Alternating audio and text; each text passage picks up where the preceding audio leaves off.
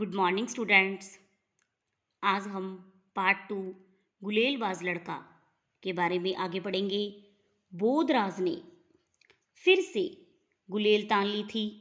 तभी कमरे में एक भयानक सा साया डोल गया।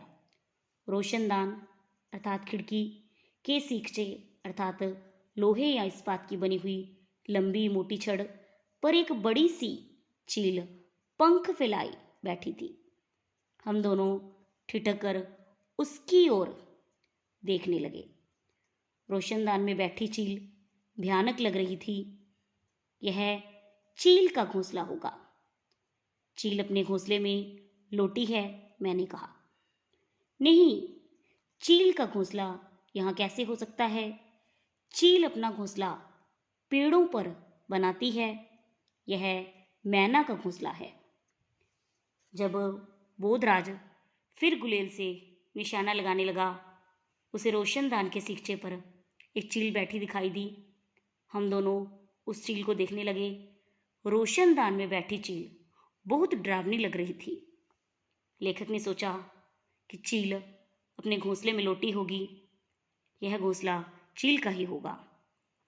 किंतु बोधराज ने बताया कि यह घोंसला मैना का ही है। चील का घोंसला नहीं है। चील अपना घोंसला पेड़ों पर बनाती है। उस वक्त घोंसले में से चों चों की ऊंची आवाज आने लगी और मैना के बच्चे पंख फड़फड़ाकर चिल्लाने लगे। उसी समय घोंसले में से चों चों की ऊंची आवाज आने लगी। मैना के बच्चे पंख फड़फड़ाकर चिल्लाने लगे। हम दोनों निश्चेष्ट, बिना हिले या स्थिर से खड़े हो गए, यह देखने के लिए कि अब चील क्या करेगी। हम दोनों टकटकी बांधे चील की ओर देखे जा रहे थे। चील रोशनदान में से अंदर आकर शहतीर पर बैठ गई थी। वह अपना छोटा सा सिर हिलाती, कभी दाएं और कभी बाएं देखने लगती। मैं चुप था। बोधराज भी ना जाने क्या सोच रहा था।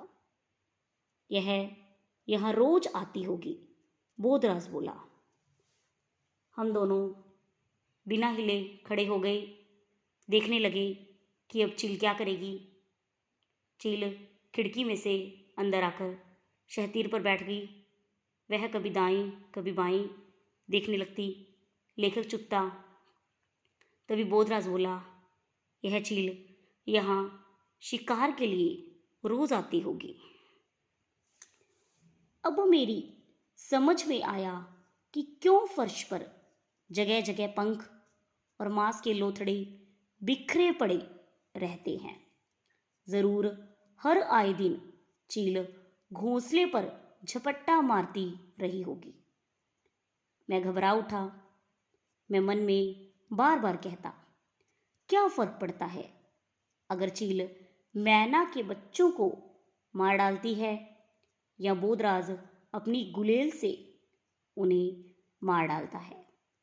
अगर चील नहीं आती तो इस वक्त तक बोधराज ने मैना का घोंसला नोच भी डाला होता। यह सुनकर लेखक को समझ में आ गया कि आए दिन फर्श पर जगह जगह पंख और मांस के लोथड़े क्यों पड़े रहते थे।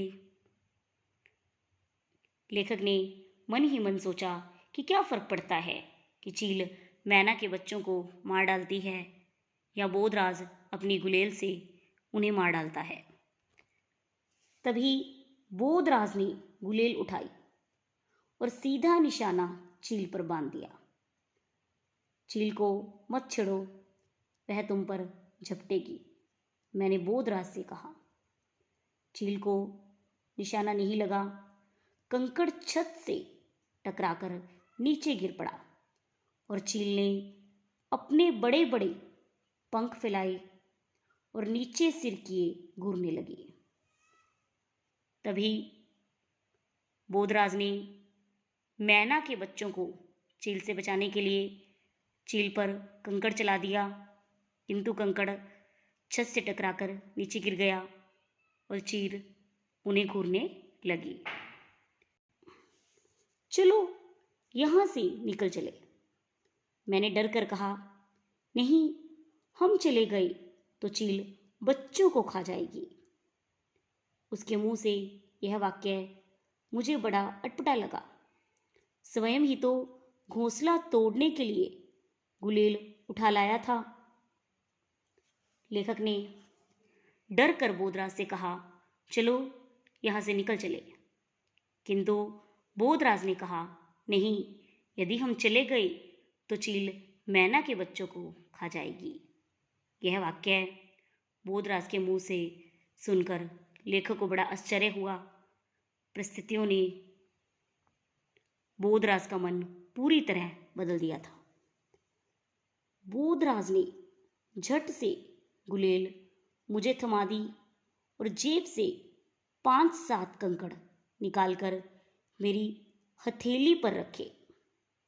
तुम चील पर गुलेल चलाते जाओ, उसे बैठने नहीं देना, उसने कहा और स्वयं भागकर दीवार के साथ रखी मेज को फर्श के बीचों बीच लाने लगा। बोधराज ने जल्दी से गुलेल लेखक को पकड़ा दी। जेब से 5-7 कंकड़ निकालकर लेखक की हथेली पर रखे।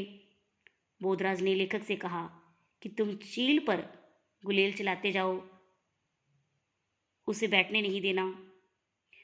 और वह स्वयं भागकर दीवार के साथ रखी मेज को फर्श के बीचों बीच लाने लगा। मैं गुलेल चलाना नहीं जानता था। 2 बार मैंने कंकड़ रखकर गुलेल चलाई, लेकिन इसी बीच चील गोदाम की दूसरी शहतीर पर जा बैठी थी। लेखक को गुलेल चलाना नहीं आता था। 2-3 कंकड़ रखकर उन्होंने गुलेल चलाई, परंतु इसी बीच चील गोदाम की दूसरी शहतीर पर जा बैठी थी।